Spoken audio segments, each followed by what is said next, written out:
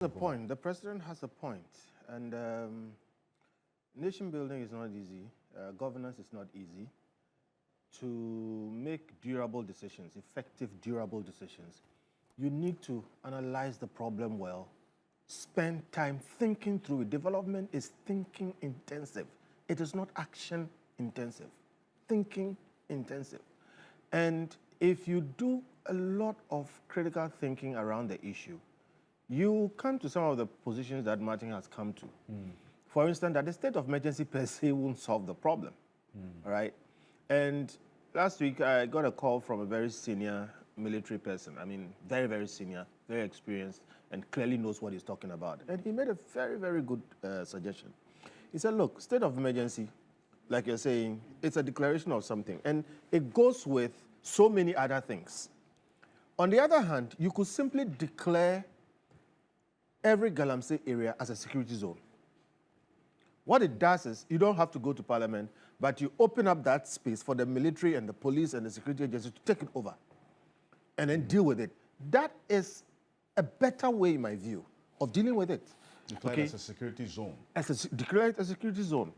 Okay. And that one you can do as an executive. You don't have to go through so many things, and you still can effect certain things. Like Martin is saying, I have no doubt that if our army is left alone, they can do this job. But they won't be left alone, all right? So those things are there. Now, however, those calling for the state of emergency have absolute firm grounds to do so. Why? It was a social contract, okay? The problem is that sometimes we politicize everything. So the government went on, persons in the government went on, and they made noises and clamored and called and made political capital out of it and said, declare state of emergency. If you don't declare this, there are ministers today who said if they don't declare state of emergency, they will resign.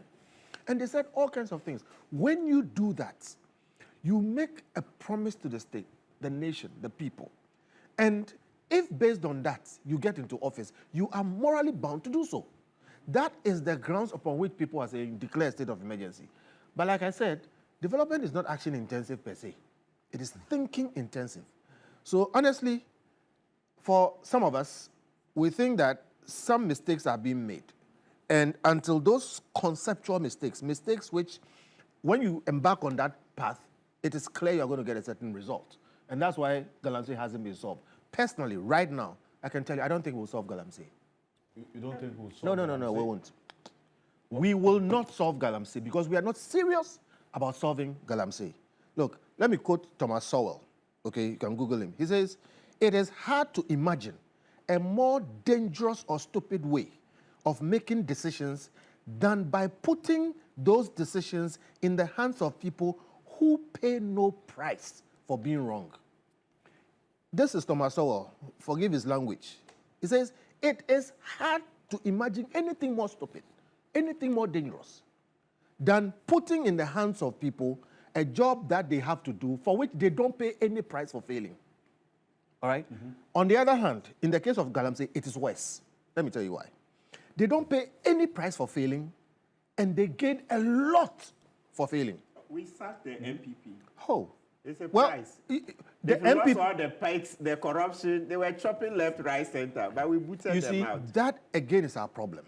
When we politicize everything and think removing one government and bringing another will let those boys mining in the forest, the galamsey kingpin sitting in Accra, and all the people financing it, you shift MPP to NDC, that's what we do. And it is worse. So we will not solve galamsey. All right? Let me also tell you, hold on. Give me a minute, please. I'll get through this. Let me also tell you why we will not solve galamsey. There is no political will to solve galamsey. There's no political None. will? There is only political rhetoric. There is no political will. How do you see political will? You see it in definite, effective actions. There are no definite, effective actions to solve galamsey. And I'll explain. Why? The city today, and to that extent, our economy, is supported by galamsey. How do you say this, that the city is supported by If you want me to go there, I'm going to go there. But the point is, all the stability you are seeing, etc., you've been told about how successful Gold Board is. Gold Board has told you how many tons of gold and billions of dollars they've sold and made, to support the city. Where do you think they're getting that gold from? Well, all right? where do you think they're getting it? They are getting from galamsey. How do you know that? I know that because it's been declared that most of it is coming from small-scale mining. Let me Yes, finish my point. that's And registered small-scale mining. Yes, registered. Let me finish my point. We'll get to that. But I'm telling you, the city today is supported by galamsey. Now, then, Well, if those you prove that, then you are we can breaking move my on. flow. Yes.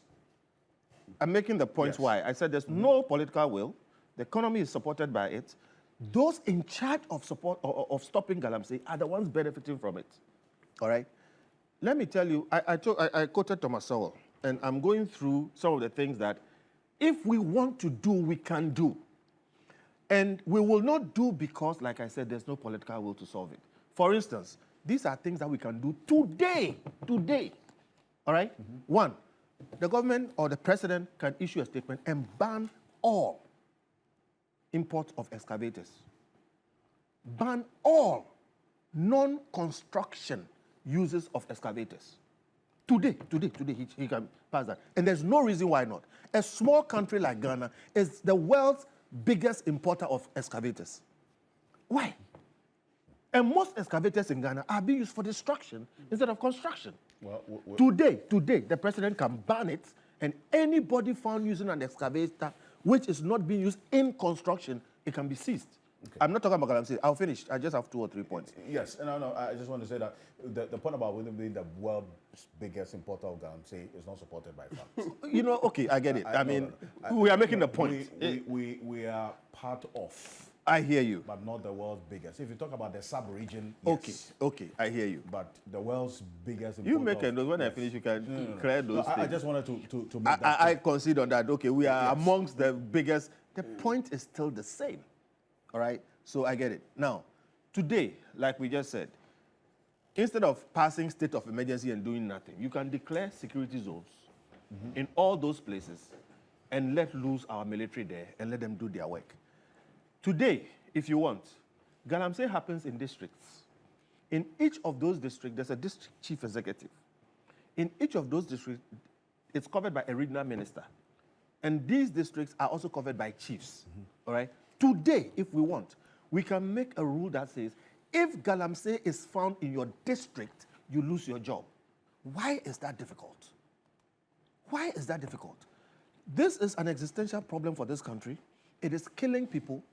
Okay, you are the district chief executive. Why have you not been able to solve the biggest problem in your district?